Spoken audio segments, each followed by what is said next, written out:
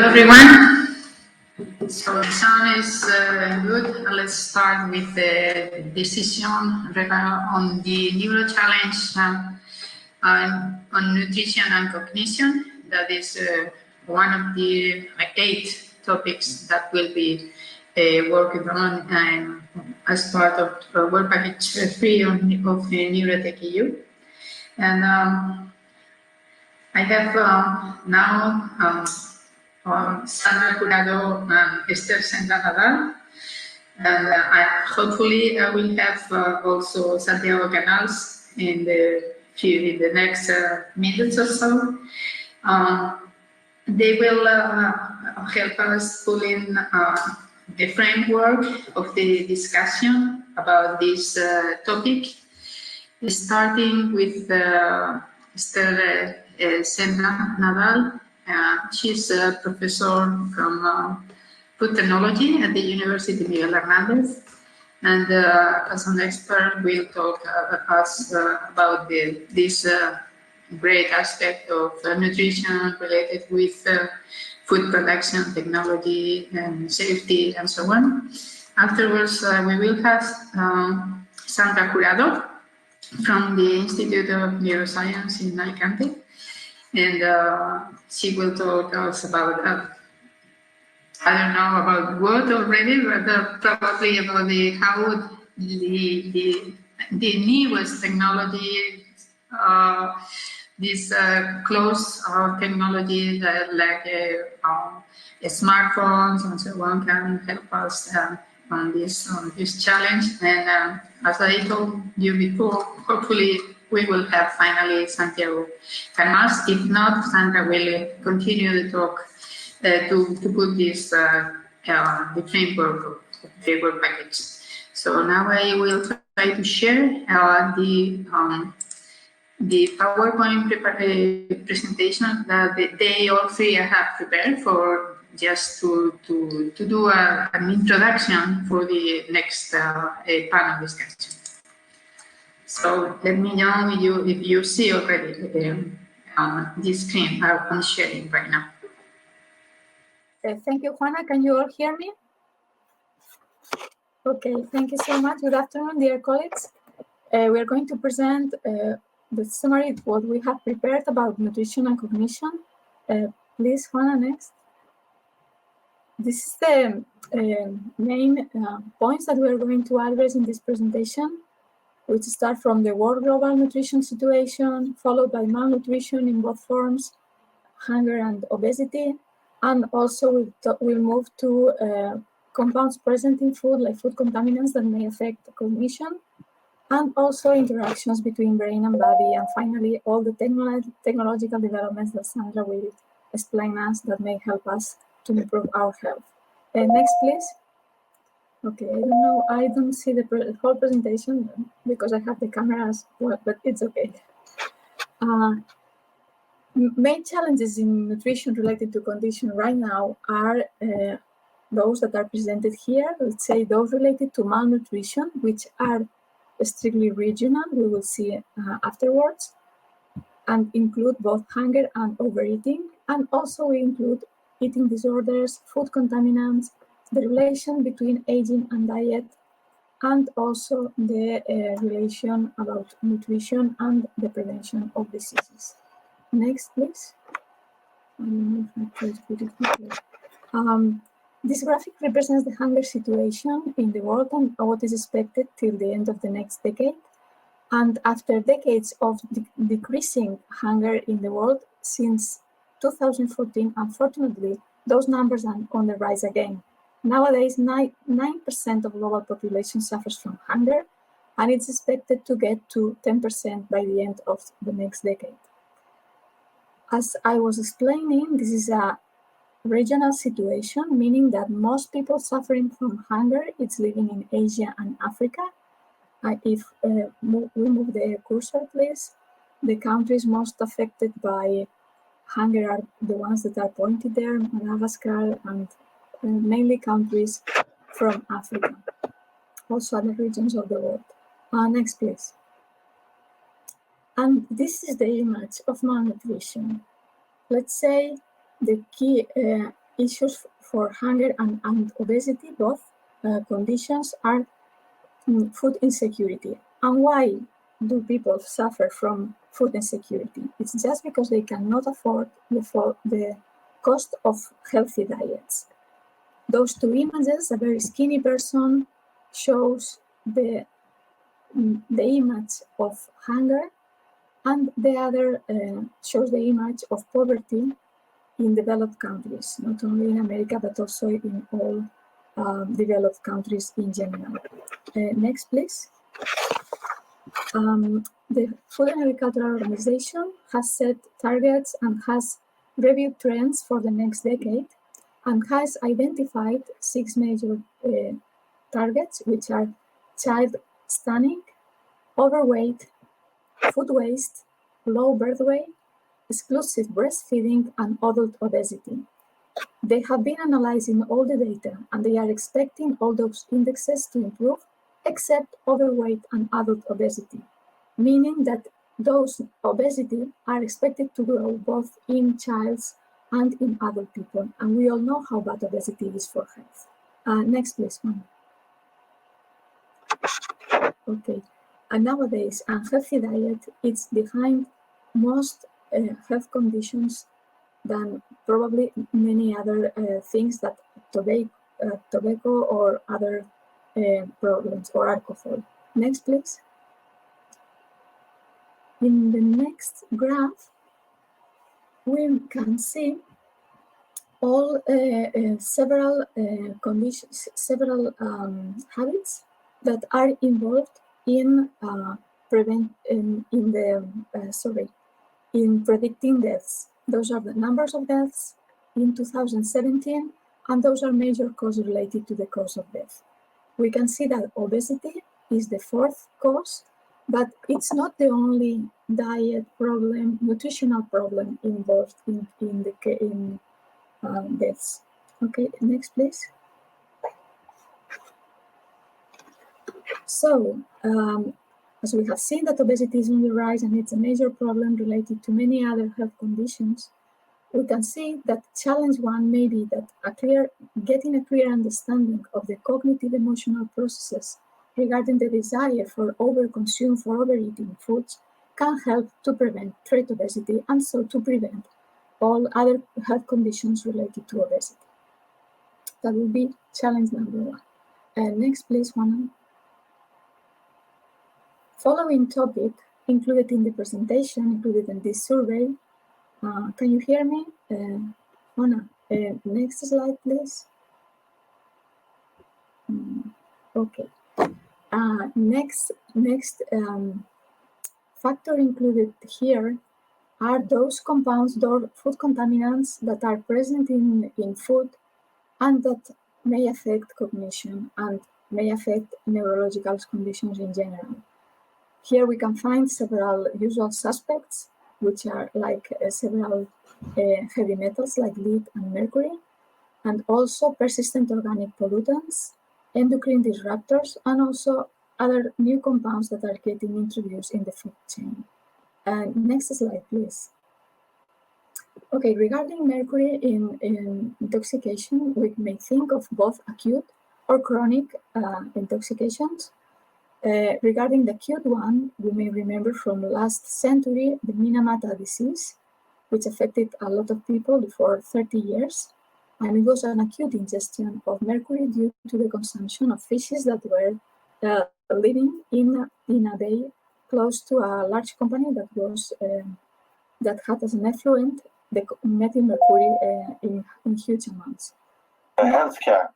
I'm actually not going to give any more introduction because I don't think we need anything more in order to start the ball rolling. So that's I'm just going to leave it open to you, and you ask a question in the question. Rod. Oh, sorry. I don't know what. Okay, sorry for the interruption. So nowadays it's more common chronic exposure. Mainly due to predatory fishes, tuna fish, swordfish. But one good thing, not only for mercury, but also for lead and other compounds that we will see next, is that those compounds are regulated by law.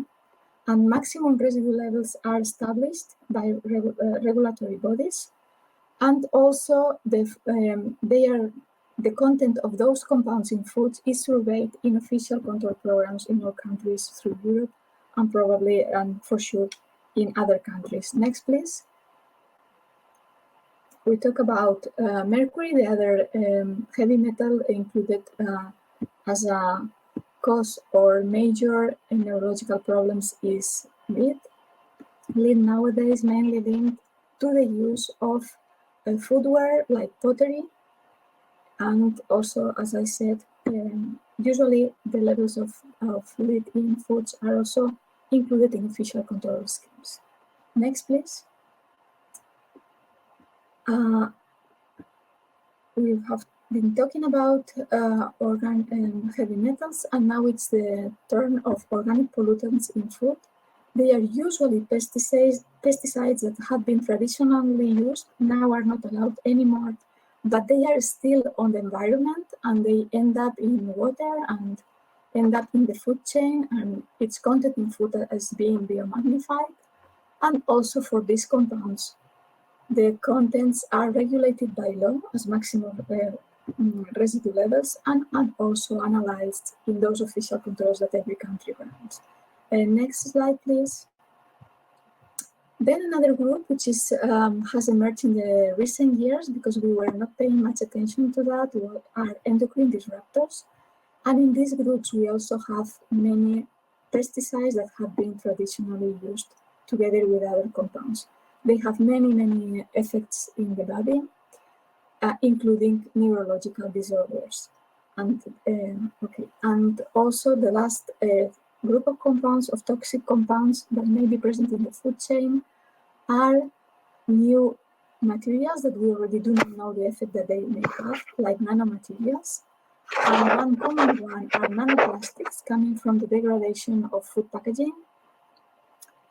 We do not know yet what effect have those nanoparticles and nanoplastics in human health, but they are suspected to act as a carriers for other substances that those other substances may be like Trojans that can be easily absorbed into the body through the absorption of those nanoparticles or nanoplastics.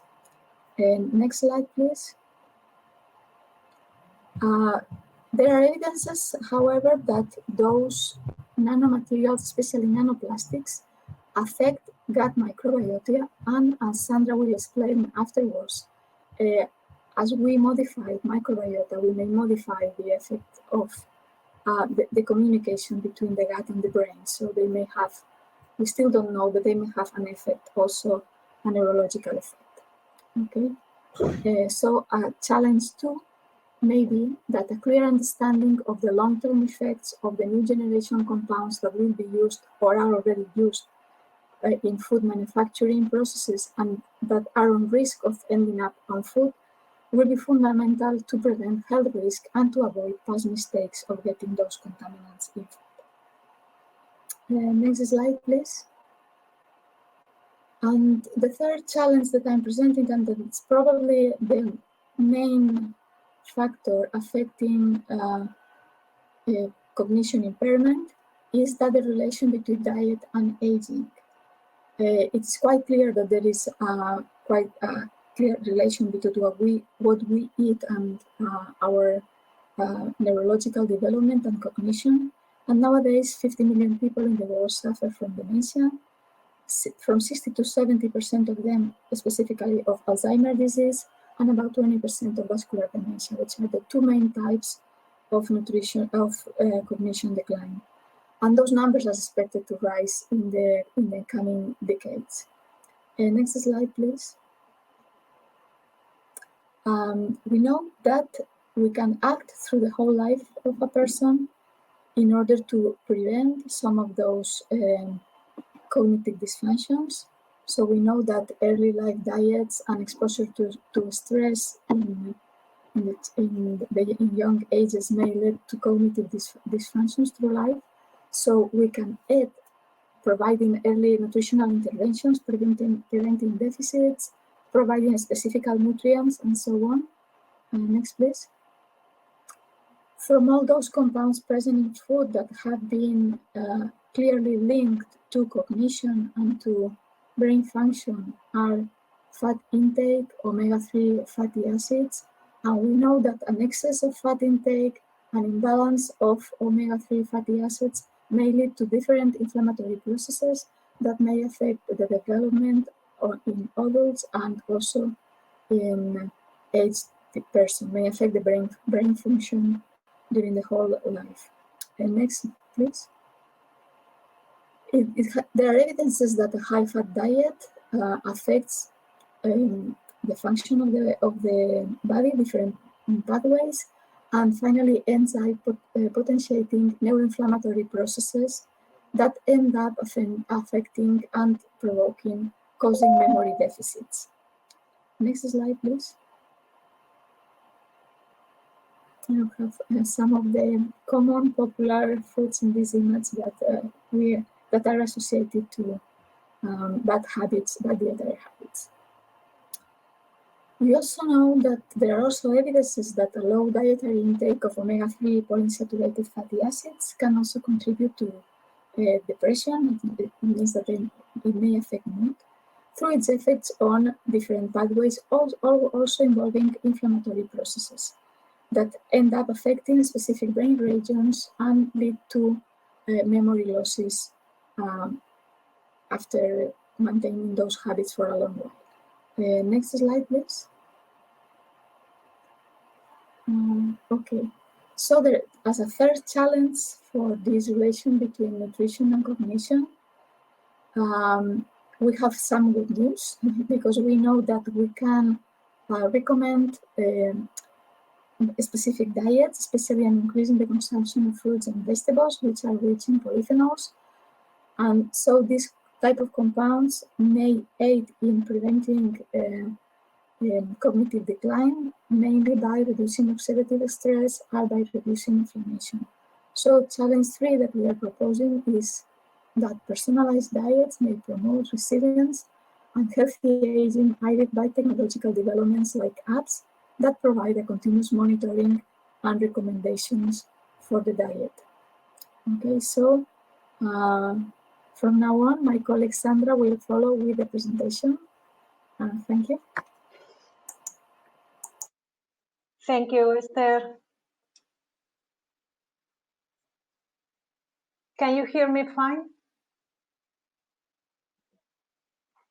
I don't know. Yeah. It's fine? Okay. So then I will continue with the next part that it was originally planned to be presented by Dr. Santiago Canals. So he really apologized for not being able to be here right now. He got caught in the middle of thesis defense, but I will try to do my best. So in addition to the challenges that Esther was explaining earlier, right now in neuroscience, there is the revelation actually that the brain and the gut and the entire body really interact with each other in ways that we didn't really thought possible before. So this is opening now a new field in what we can call nutritional psychiatry. So with this new knowledge, actually, what we'll be aiming for is to improve mental health by the things that we are eating. So next slide, please. So this will be accomplished by, of course, more knowledge about how brain and body interactions are regulated. So we are learning over the last years is actually that these connections, this axis between the brain and the body is, as I said, stronger than we were thinking before. So this interaction is actually bidirectional. Of course, the brain cognition, the brain states can modulate many functions, but also including the microbiota composition. So next slide, please. Yes, so this slide we're just going to exactly, there was a really very interactive dual and bidirectional relation. So next slide, please.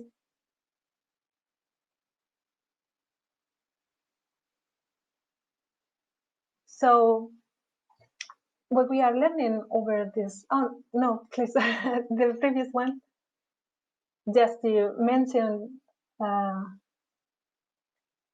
just right here, this actually, of course, it can really be in the two directions. So it could be very beneficial to improve the composition of the microbiota to really improve our mental health. But I mean, we know we have proof of this because all from examples where we know that the microbiota is being affected. This is one of the projects that Dr. Canal is actually leading at the University of Miguel Hernández, where they are actually analyzing the microbiota from patients of alcoholism, where they are finding very particular differences that they probably are affecting their mental state. So next slide, please. So in this challenge, we have identified the need to really promote the beneficial cycle, the virtuous cycle over the vicious cycle, and identifying and implementing new improved dietary and lifestyle habits that can influence not only our well-being, but also our brain function. So this comprises the challenge number 4, in which we will try to obtain a clear knowledge on the associations between mental health, diet, and microbiota. And for that, of course, we will need a better understanding of these comorbid conditions, clarifying the mechanisms underpinning the brain-gut-body interactions, and hopefully develop new therapies and predictive tools to boost innovative capacities for health, biotech, and food industries. So with this, we can switch gears a little bit. Thank you, Juana, for anticipating my needs. And now we will move into the technical developments. So as Neurotech, we really consider very important the role that technology will have to play in our relation with food, our nutrition, but also in our mental health. So just me say something really quickly, just a brief summary of the landscape of this situation in 2020. Right now, the role of technology in our daily lives is, I think, is centered right now by this device presented here, our cell phones, and the apps that we can find of course, in many of these devices. These are right now an example of the many apps that they are out there for nutrition and fitness, and also the wearables, right? The ones that you can see here that they accompany this technology. As you can see, there are many, there are up to 150 apps, and the wearables, they all look pretty much the same. So we can say that they are a little bit limited in the type of information that they get about us. There's also some apps for mental health, which we can call the mood trackers. As you see, they are much less than the nutrition and fitness app, but they are on the rise. Actually, one caught my attention. This is the one that you see here in the screen that is called My Food, My Mood. So in this one, it's already making this direct connection between nutrition and mental health. Probably this is not based on very in any study or anything, but it's already making this connection. And actually, many of these apps, as you can see, they have this component, the quality of your meal, and also how that will affect your mood. So of course, right now, next slide, please. Through these apps, we can really share this information in social media. And of course, these have two sides of the story. You can share this information, and it's very private, very personal information. You can share your weight, or you can share your mood. And with this, you're trying, of course, to get social support from your peers and trying to help you to obtain or to reach those challenges, right? And you can get support from that, but also sometimes you get negative comments, so exactly the opposite that you were looking for at the beginning, and that can actually increase your anxiety or induce some conditions that they are, of course, not beneficial for you. So we will try to analyze this use of technology in trying to how the ways that we approach food and mental states. So next slide. So how this landscape will be in 20 years from now, in 2040, as part of the Neurotech think tank. Well, this is of course all speculation, but we can say that probably these devices, the cell phone, it probably will be optimized for sure, and the wearables will be improved. So instead of being just something that is touching it's just very external to you, actually it will be substituted by on-skin wearables that they will be able to recruit more accurate information on what is happening, for instance, with your heartbeat, or even to detect brain activity in the way, in the way of brain oscillations and so on. So also, there's not only going to be all centered in the cell phone, but we imagine that there will be other devices that they will be providing feedback to us. As for example, here in the slide, it's this refrigerator telling you what you need to buy. There will be the possibility that maybe things like that will happen. The refrigerator will detect perhaps that you don't have enough of one particular food, vegetables, fruit, and may do recommendations to you about what to buy. And of course, this data, it will be shared the same way that we share in social media, but also probably into, it will improve the communication with the clinical settings. So all of this, it was going to provide a lot of data. It will create large databases that probably they're not going to be manageable by a human doctor. And perhaps in the future, so next slide, please. And next one, yeah, probably the role of the doctor will be substituted by some artificial intelligence. So with this, I just would like to finish. We have identified these challenges. Of course, the challenge of technology, which is kind of important for neurotech. And just to finish, I just would like to say that in general, in this work package, we will be aiming to understanding this relationship between diet, cognition, of course, emotion, that we didn't talk that much today. So we can prevent a number of neurological and psychiatric, neuropsychiatric disorders. So empowering society with the self-management of the health through diet and lifestyle for, of course, a more sustainable health system. So with this, I just would like to finish, and next slide, and just to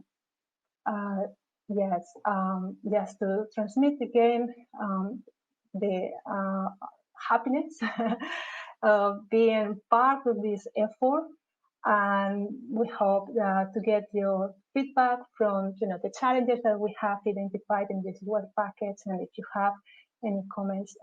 Here is our names, and you can reach us, and we're looking forward for the discussing afterwards. So thank you very much. Thank you, Sandra. I think we have already in Santiago Canals from the Institute of the Neurosciences. Welcome, Santiago. Thank you very much. Sorry for not being when I should be. But yeah, so I'm sure my colleagues did a fabulous job. So, but sorry anyway, not being here. So now it's time for brainstorming, right? How do we handle this? There are questions, comments. Yeah, I would like to ask people. I would like to ask people to register and ask a question and answers, or either the chat. You can use whatever you prefer to participate in this talk. Even if we are allowed, we can share your video if you agree with the be recorded, because I should remind all of you that we are already recording this session, so everything will be later available at our website. So go ahead, we are waiting for your comments or questions or your input. I don't know. I cannot see Esther. I see probably she needs to connect the camera or. She's on the screen already. Okay. Then is my problem. Sorry.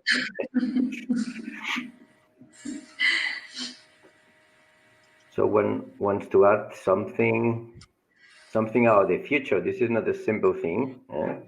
2040 is far from now, but we need to try to see where things in which direction we are moving, and the feedback from all of you listening to this work package will be very, very helpful. Yeah, we have a question from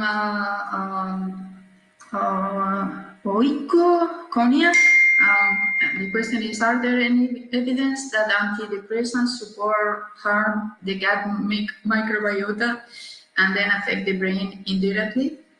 So, Santiago, I think that's for you. I cannot answer directly. I don't know. I mean, as far as I know, there is no definite answer to that question, but maybe there is outside and I just don't know it because it's far from what I'm more informed. But what I can say is that there is a lot of work these days trying to understand exactly that. So what is the interaction, the bidirectional interaction between medication, microbiota, and food? Because there is some evidence, for instance, in Parkinson's disease, suggesting that when the main treatment for this disease, which is L-DOPA, starts to decline, the effect starts to decline. It could be because there is also some interaction with the metabolism of the microbiota. So some patients with particular composition of the microbiota could be interfering with the pharmacokinetics and pharmacodynamics of the treatment. So there is a lot of effort now trying to understand this interaction in order to improve the effectiveness of the treatments that we know, and even to repurpose some other compounds, so compounds that are used for other disease that now could be reused in other disorders. And this is exactly because of that. There is a lot we need to understand about how microbiota interferes with medication, and of course the other way around. So what medication does to microbiota, I don't have the answer for this particular question, but I would buy the argument that yes, it could well be that many of the treatments we use in psychiatry are affecting the microbiota, and in turn, this could produce effects, probably comorbid effects. Maybe some of the comorbidities that we believe are associated to the disease could be due to the microbiota composition or a particular interaction. There is also a lot of research in comorbidities. Yeah, and I know I didn't answer, but yeah, more or less in that direction.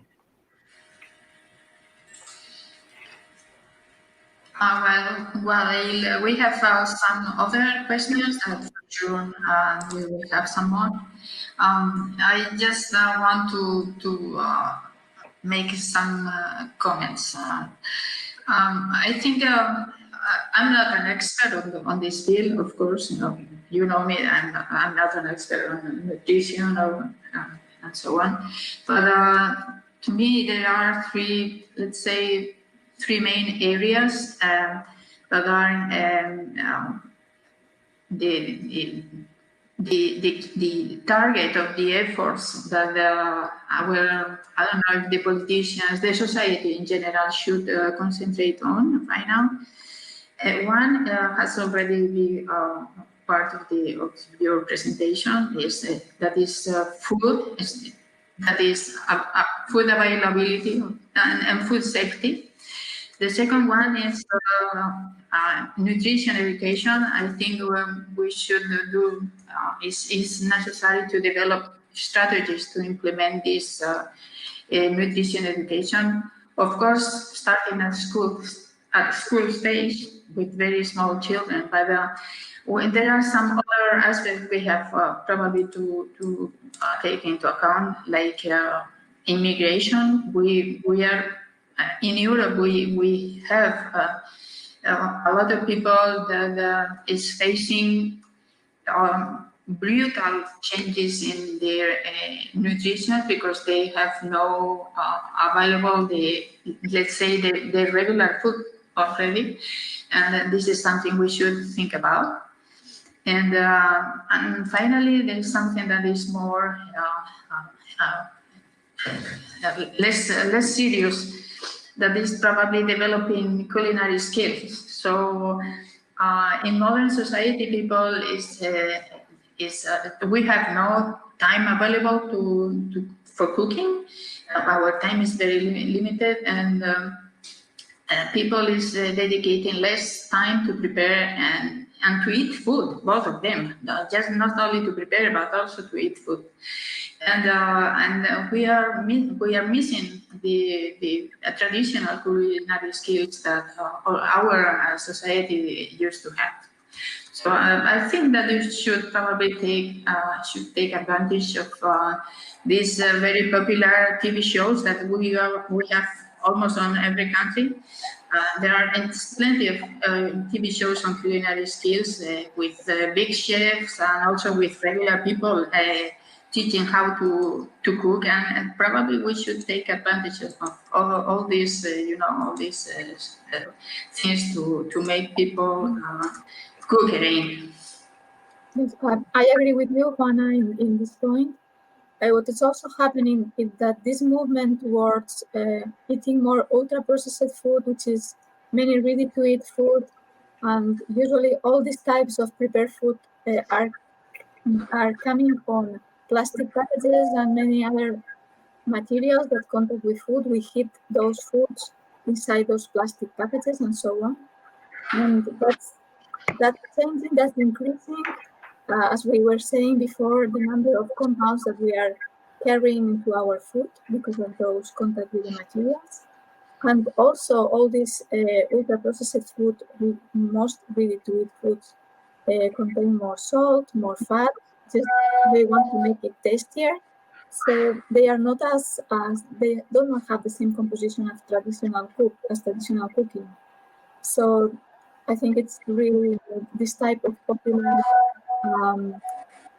shows on TV regarding trying to teach us how to cook and how to cook fast and with healthy ingredients. They would be really very helpful, and also they reach the whole population, not only those that read papers and English, but everyone. Yeah. So definitely some of the things we will need to know better for this challenge by 2014 at least would be how can we associate some of the compounds that are commonly in our food to how do they associate with our function, our cognitive function, and then for that we need mechanisms. So I think a big effort needs to go into the mechanism, identifying particular components in food, but also how do they influence cognition. So what is the mechanism? What is the pathway? It is the immune system. It is the vagus nerve. Is directly because they cross the blood-brain barrier. There is a lot of knowledge. I mean, I agree with Sandra. There are some apps that are appearing because this is something that we can imagine is going to be important. But we need to fill those gadgets with real information. So it's nice to put even to create a logo and say, imagine if we would have a mobile phone saying us, now you should eat this, now you have to take more iron in your diet. And we are agree and we have to go into that direction. But to make that real, we need all these mechanisms and hard work, investigating the links between all the pathway from food to the brain and back. There is something there in the chat. Christina. Yes, how to transfer this knowledge to the political decision makers. I think that because at the end, everything, it's going to be centered about cognition in the way, we're thinking about how nutrition is going to affect cognition, but I think it depends, that nutrition is going to be shaped by your priorities in society, like the way that you produce this food. So in order to have a better way of eating, everything starts by education, and then that food, good or bad, then of course it will affect your cognition.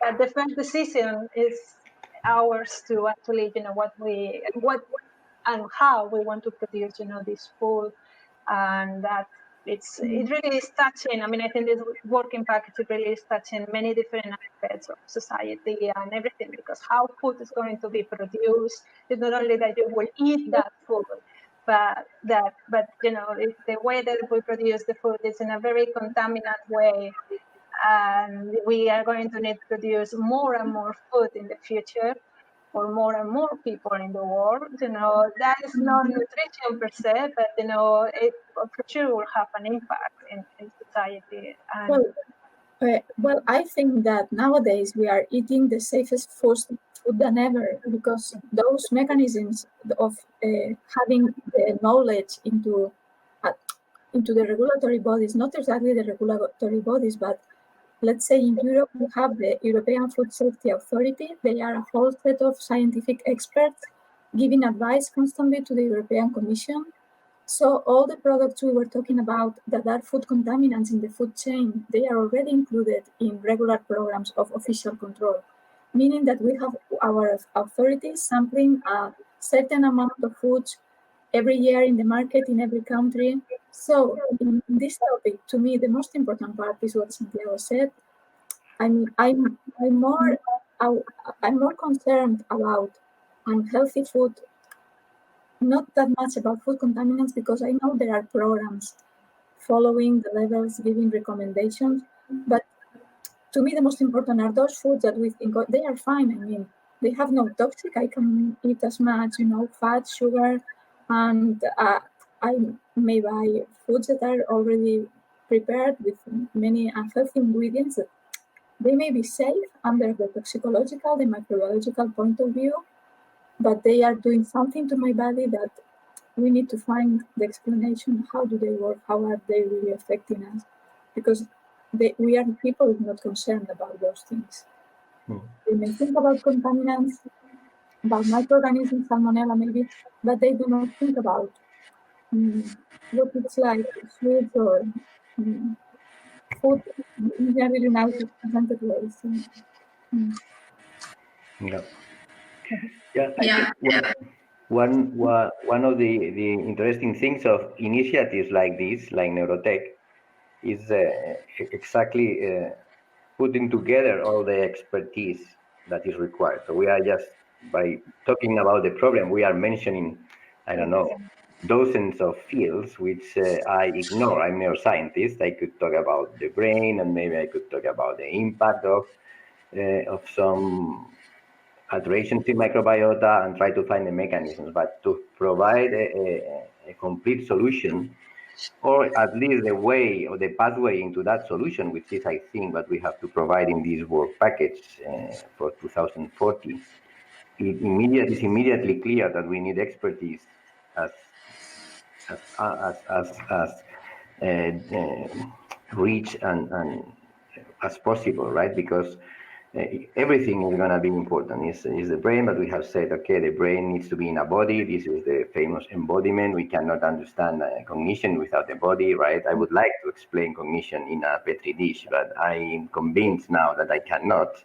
I need the body. But it's not only the embodiment, it's also the extended mind and these things. So it's not just like we have one human being. We live in society, we live in an environment, and all that influence microbiota, and whatever the food does in our microbiota is changing in our own body, depending on the interactions with the people and all this stuff. So we cannot provide, we cannot be serious if we do not try at least in theory to confront this problem from all the angles. Then we will find all the problems to put all together, but we have to fight to solve these problems. But we need to be serious now and try to say, okay, this to arrive to a sweet end, we need all kind of people working here. Policymakers also, but we need to provide information to the policymakers. This is maybe the example of here now in Spain with this advertisement of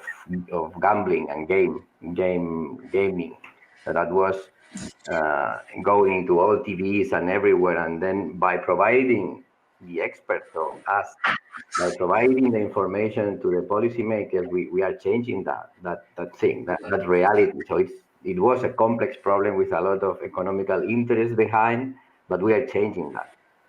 So I think we have to design a strategy with all these fronts to try to arrive to a better habits. It's not only what we eat, it's what we do. It's exercise linked to diet, linked to our habits. So if we are talking about healthy aging, but sometimes we are not aware how many things that implies, right? From philosophy to biochemistry. Yeah, we have another question from Alexandra Nedelusi. She's interested. She asked about food supplements. Can they help us when our food is not fully of nutrients? So I like to answer good questions. I mean, first of all, I like to differentiate between food supplements and medicines. I mean, food supplements, by definition, by law, are thought for a normal functioning. I mean, they are not designed to cover any needs. I mean, they are just to help the regular functioning. They are not, if there is a carency, if we need some vitamin or whatever, we need to go to the doctor and get an analysis and get the right vitamin or whatever. So food supplements nowadays are one of the most complex products in Europe under the regulatory point of view. It's the way they are regulated. I mean, you can have their natural extract from plants, many different kinds of products, which properties are not very well defined. So food supplements are not thought for that.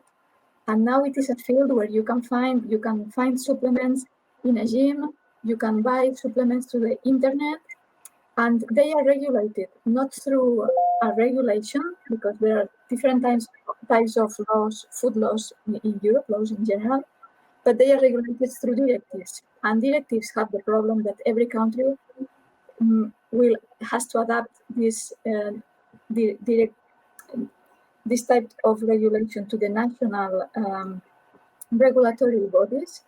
So meaning that every country has different regulation for food supplements.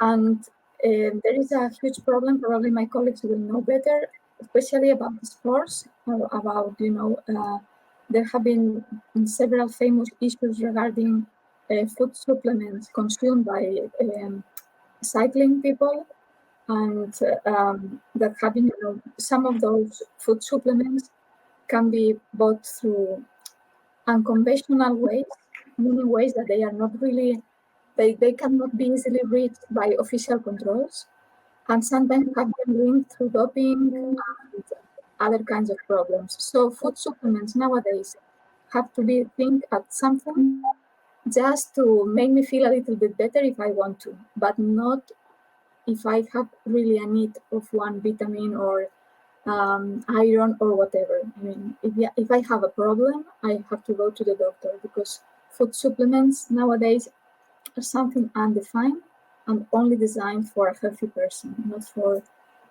curing anything. I don't know if you have more experience on food supplements and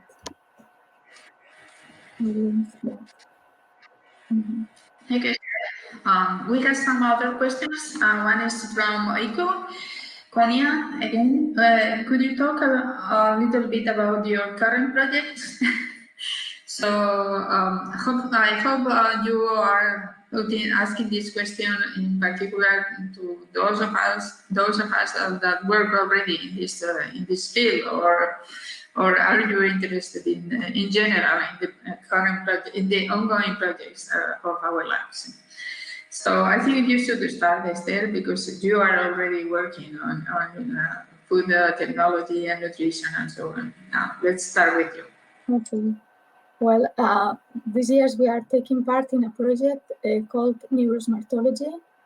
The project, in this case, wants to assess the effect of aromacology, the aromas present in a restaurant or in a shopping center, in a food store, and how do they affect the consumers' attitude. I mean, not only the time they are shopping, but also the satisfaction with the establishment and also the products they buy. So we are running this survey together with other colleagues this is an Erasmus Plus project led by the Agricultural University of Nitra. Our colleagues there are work on neuromarketing, and we have those devices in several supermarkets through Europe to evaluate the effect of aromacology in consumer decisions on food. This is the main topic of the project. Okay. In my case, the project most related with the topic of this workshop has to do with alcoholism and the role of microbiota, or the potential role of microbiota in alcoholism, and especially in relapse during abstinence.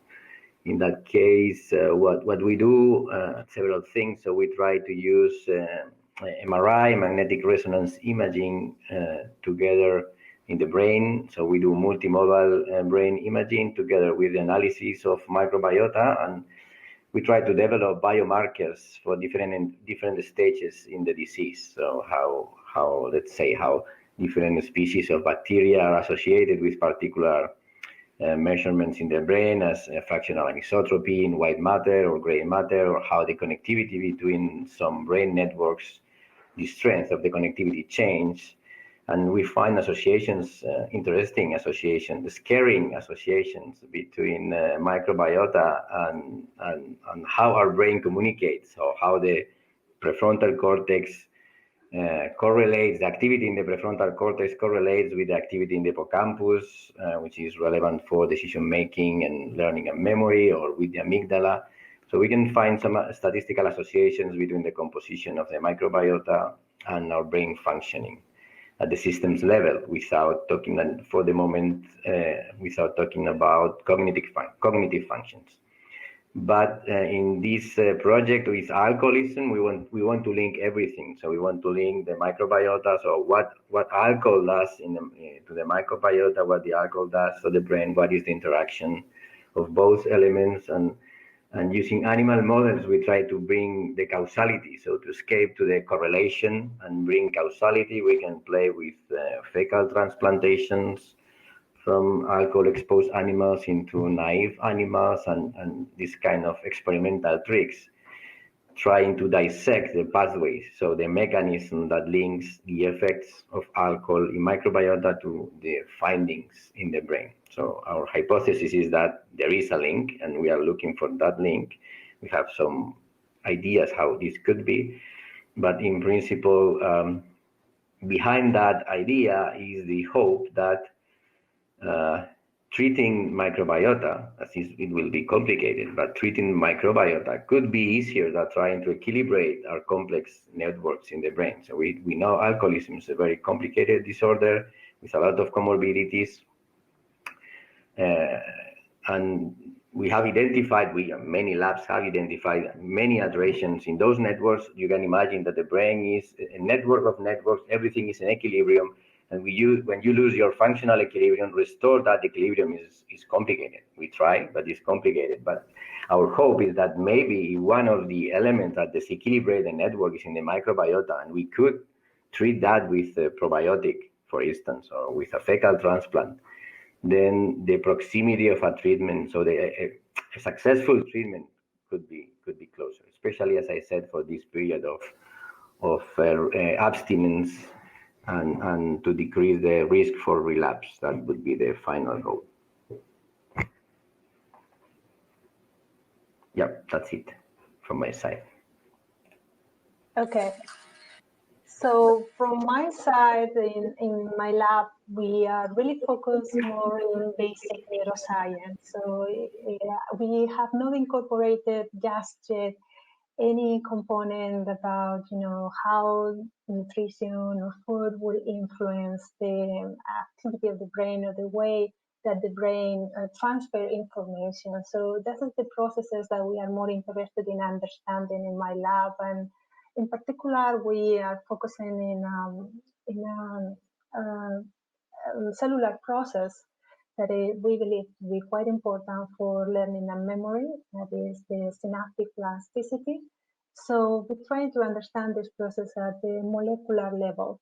So you can imagine that by understanding how the brain, at least that's what we hope, how the brain learn or process information or encode this information at that level, it will give us many clues of the potential targets for all of these components that Santiago and Esther are talking about.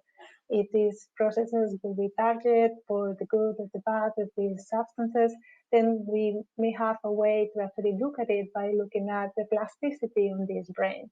And properties such as plasticity have been like, long-term plasticity, such as potentiation or depression. They have been shown to be affected in many disorders related with aging, for instance, with these abilities of the neurons to change and to adapt, they are gone or lost.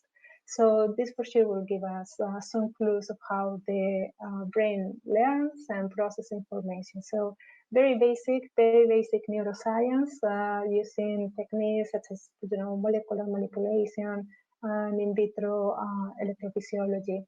But looking forward to incorporate these ideas into these projects. Thank you, Sandra. Thank you, all of you. We have some other questions. The one with 3 votes already is from Cristina Marquez. She says that I feel the general trend is to connect nutrition with pathology, but of course food has a very strong social component, not only in deciding what we eat, but also as excuse to meet together. That's good, Cristina. Do you know if there is any research performed regarding nutrition and improving well-being? Any of you? Well, I know there is research studying the Mediterranean diet as a whole, meaning including eating the way we eat. I mean, having a break for lunch and getting along with people. I mean, there are studies that consider not only the nutritional part, but also the social part of the Mediterranean diet, which is having an active social life. And that has been already included. In fact, it is included in the definition of Mediterranean diet. It's not only the food, it's also the way of life. So in this sense, it is included.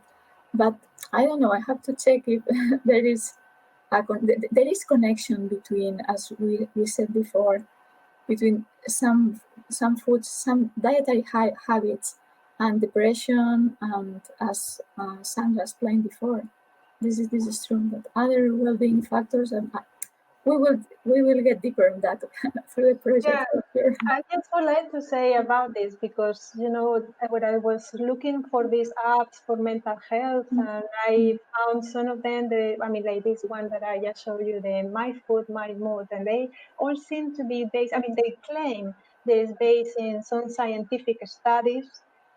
I couldn't really find the studies, but they all seems to be a science about it that is maybe not in the traditional formal ways that we find, solid science like as it used to be. But it is for sure more research for us to do. Yeah, I would like to add something. It's not my project, but I know the project quite well. It's an already finished ERC advanced grant led by I don't know, a colleague from the University of Zaragoza. And the name of this the acronym of the project was Euromed. And of course was about the Mediterranean diet. And this project has a huge part devoted just to analyze mental health and the influence of the diet habits on mood and several other aspects. So there is an attempt, at least in the Mediterranean countries, to link the healthy food with mental situation, well-being, in particular with mood already. Mm-hmm. Yeah, there is another question that is more, let's say, more precise. It's from Arzu Rivera. Well, this is from Debrecen, but there is a very Spanish family name. Arzu is asking about, I would like to ask about David Perlmutter books where gluten consumption is said to be linked to Alzheimer's. And then do young people think about food consumption and future mental health? To take care of food options?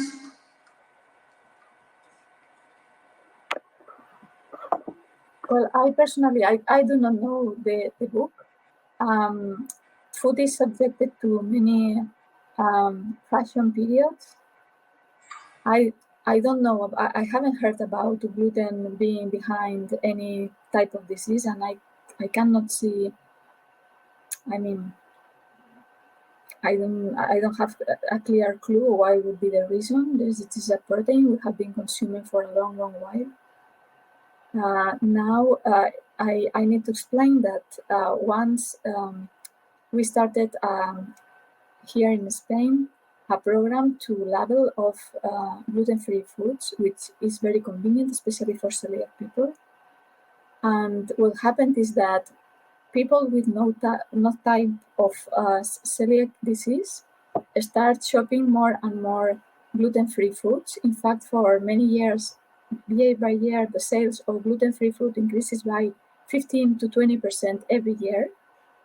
And most of the people, we don't need to eat this type of food. I don't really know about this specific link because it's not clear to me. I don't have more information. But in the scenario that we were explaining, of course, what we eat will affect the microbiota, as Santiago was explaining. In this sense, for sure, we need to take care of food. But those things about Alzheimer, my colleagues will know better for sure, but I have no previous notice of that. The reality is like you can hear connections with Alzheimer with so many things, and there still is, basic science, solid science is lacking. I think that in this book they are arguing, but Esther said, there will be a change in microbiota and that will affect your everything basically. I think if true or not true, I mean, the science is lacking. But I mean, I think for Alzheimer's, as they say, there's a lot of fashionable culprits that they come and go as the time goes by. And I think that, if it is true, I'm sure, I mean, there will be right now studies, so they are being conducted. Yeah, exactly. So if there were solid scientific proof about that association, then okay. And being so easy somehow to remove gluten from the diet, I would be sure that we would already know. So I don't think, but yeah. So I cannot disprove, but I mean they need to prove. So that's how the game goes. So it's not that I have to prove that is proof. They need to prove what they say, and that's lacking. Otherwise, we all would know already that there is a link. But for sure, if there is something we have to do with these work packages to transmit that, because the question was also asking about if kids or young people are aware of these links between cognitive health, let's call it, and what they eat and the microbiota.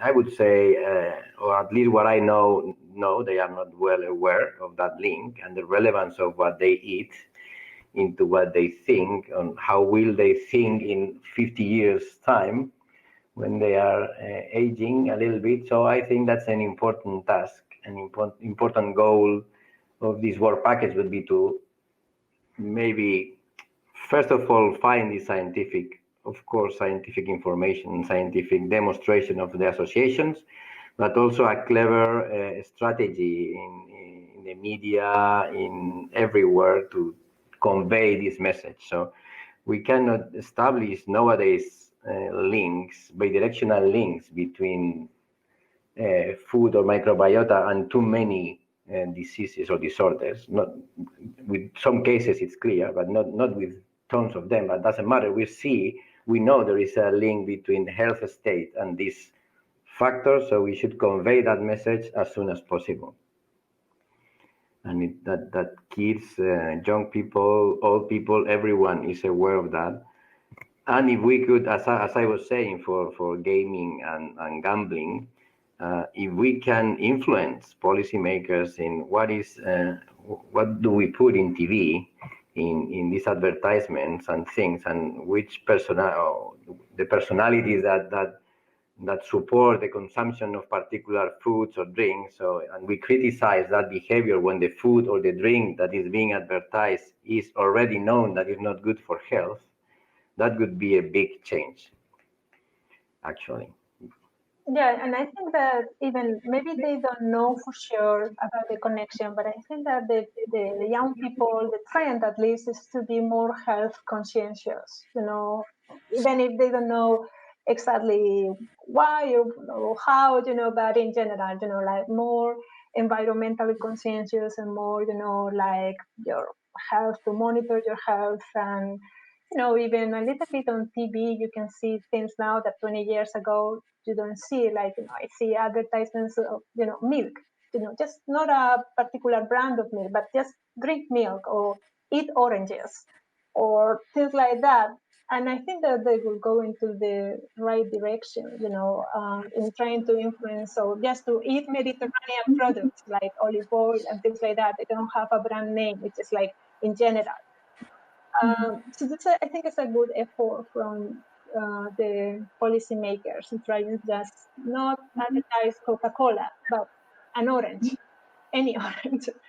And I think that's a positive thing. So, I think that with a little bit more science, a little bit more information to be informing better, I think I think it seems to be a right time, for sure, better than 20 years ago. Yeah. And I think, as Sandra said, that young people is sensitive to those messages of healthy habits. In fact, we recently ran a study on the consumer's attitude towards sustainability of food. We were actually asking about reducing water in the agricultural chain, mainly in food crops, and young people through the whole world, because we had consumers from 6 countries, 6,000 consumers, and young people are the most sensitive towards sustainable practices for food producing. So I think they are aware of healthy food, sustainability, and as long as those trends continue to be, fashionable, and it gives you likes in Instagram, then it will be fantastic. And it will continue. There is something that you see it in the apps for nutrition and all of these things, like the food, like your avocado and the beautiful pictures of food, and everyone wants to eat healthy to show that they are eating healthy in a way, right? And so then, of course, it has two sides. It could be very bad, it's just for showing, but it could be very good because it's already, just like people is already internalizing, this is the type of food that you need to eat, with a lot of colors. Like colors, are nutrients in your plate. So, it's something that it could be exploited for good. So now we have 3 more questions over here. One is from Christina. She said, I'm very happy to see such great expertise in the University Miguel Hernández. Very interesting. And regarding NeurotechEU, I guess it's early to know, but there are other hubs or expertise in this subject between the partners. I don't know if the 3 people in the podium I can answer already this question, because we just have started our knowing each other, so they probably don't know all the partners, and they probably don't know all the expertise of the background behind each institution, but probably they can tell us about not specifically inside Neurotech, but I know that at least Santiago and Esther have some partners in Europe working together on collaborative projects. So probably both of you can tell us about this partnership. Yeah, well, I don't know in Neurotech exactly as Juana said, but I'm sure, this is now a hot topic, and in these big universities, we will identify these hubs, and this is the idea. So today is the kickoff, and we will start working from tomorrow to identify these and build these networks. There are already, I'm sure there are, because only in Spain there is a lot of it. I'm part of a platform in the CSIC. This is the Spanish Superior Research Council. They created what is called, doesn't matter, a platform, which is just for this, is nutrition, microbiota, and cognition. And is not only, there are groups from these CSIC institution, but other people from other universities in Spain, but also the industry. There is a lot of interest in the industry to identify what are these links, for 2 reasons: to see whether their food and their products fit well and healthy into this scheme, but also to design products, not to treat diseases, but let's say to make people resilient to particular conditions. So there is a lot of interest in the industry, and so if this is built here in Spain, I'm sure in most of the countries and associated to the universities of Neurotech, we will find similar platforms. So the possibility to establish a strong alliance around this topic is very likely and very timely, I would say. Esther, maybe you want to... Well, I'm not directly working on this topic, so Santiago knows much more better, but it's true that there are increasing number of scientific production regarding the connection between the food we eat and the connection between gut and brain. So nothing more to add in this sense. Thank you. Let's move to the next question. It's from Laura Rincon on fructose. She said, every day there are more people carrying out vegetarian and vegan diets, some of them with multiple nutritional deficiencies. Do you think that it may have long-term implications for society in terms of mental health?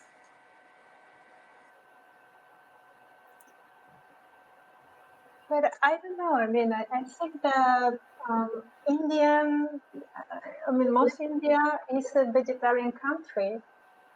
I think that we don't have to look into the future too much if there's any implication in mental health. I mean, there are like countries that they really carry out large vegetarian, like mostly vegetarian diets right now. If they have deficiencies or if they don't, I'm not so sure that they will know, but I don't think that will be the case, that there will be, like disorders that it will be only associated to the fact that they are eating mostly vegetarian food. It will be probably associated with other socioeconomic aspects and factors like the poverty that they may accompany, some of these situations, or the pollution of these countries that they have to suffer. So, as everything, it's going to be very difficult to tease apart if like a particular disorder, in particular if it's a mental disorder, is going to be produced just by this, by this factor only. Yes, the main problem is the deficiencies in vitamin B. Some of them are linked to also cognitive impairment, but at least here, as we were talking before, those nutritional problems are quite regional. Here in developed countries, most of the people following vegan diets, usually it's ate by a nutritionist, so they try to cover those deficiencies. So I don't really know, but the issue would be mainly around vitamin B and probably iron deficiency and so on, if they do not take good care. But I don't know implications in mental health. Mm-hmm.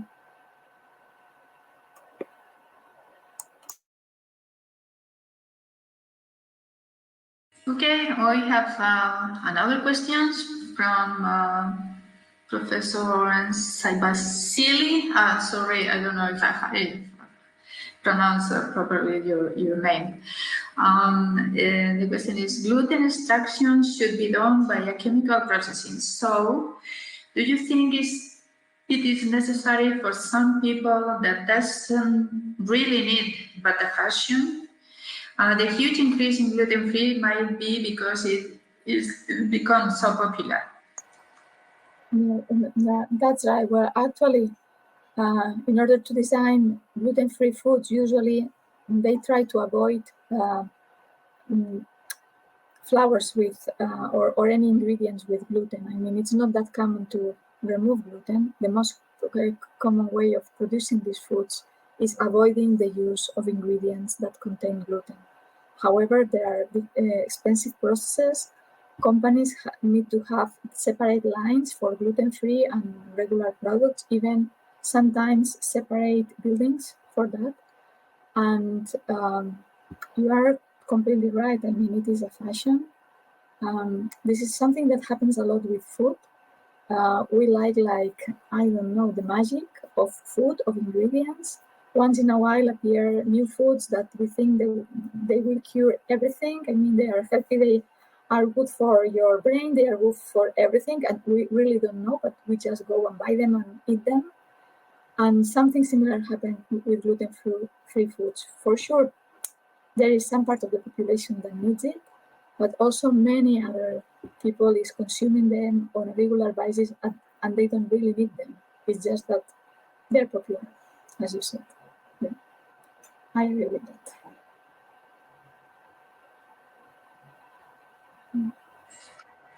So we have a few more minutes. If you don't mind, I would like to go to the podium to Vicente Nicole. Vicente, I just sent you an invitation. Yes, please accept the invitation. He wants to tell us a few words. It seems there is something. Okay. Here I am. There you go. Hello, everyone. Thanks, Juana, Esther, Sandra, and Santiago, for your nice presentation and your nice words. First of all, let me excuse the attendance of our rector, Juan Jose Ruiz, he had to attend another meeting, and that was previously arranged, and it was impossible to postpone it. So I will be talking just a couple of minutes on behalf of the rector. So secondly, I would like to thank also the support of our regional government, Generalitat Valenciana. I know that our regional secretary of universities, Carmen Bedia, she was around at the beginning of the meeting, but somehow we have lost her. I don't know what happened. Neurotech is a unique opportunity for the Miguel Hernández University to consolidate a community for a trans-European network of excellence in brain research and technologies. We are really fully aware of the fact that it won't be easy to generate a fast and adequate legal framework to sustain the new degree programs created under Neurotech. That you know that all the administration people is worried about that, but I think we will solve it. Anyhow, we know that both national and regional authorities have already confirmed their commitment for this to happen. Neurotech will be also an excellent opportunity for the Miguel Hernández University to create a real European higher education inter-university campus. Our students, our teachers, researchers, and also administration staff will take the advantage of this singular project to enhance their capabilities in knowledge, in multilingualism, in multiculturalism, inclusiveness, and of course, sustainability. From a local point of view, let me highlight also how important is the development of Neurotech in our province, in the province of Alicante, and also in Valencia region. The province of Alicante has about 1,800,000 inhabitants, and at least 20% of them are foreign people, and most of them are elderly retired people from other European countries. Last, I would like just to thank to all our partners in this nice project for their collaboration and commitment in the building of this challenging and exciting project. I would also like to thank really all the professors and all the administration staff from the Miguel Hernández University for their contribution. Let me just make a special thank to Juana and Santiago from the Institute of Neurosciences in our university for their leadership and their commitment. But this is only the beginning. Let's move on, spread the knowledge all over, and create the Neurotech ecosystem. Congratulations. Thank you very much. Thank you, Vicente. On behalf of all of us, I know that you are part of this amazing, this exciting project.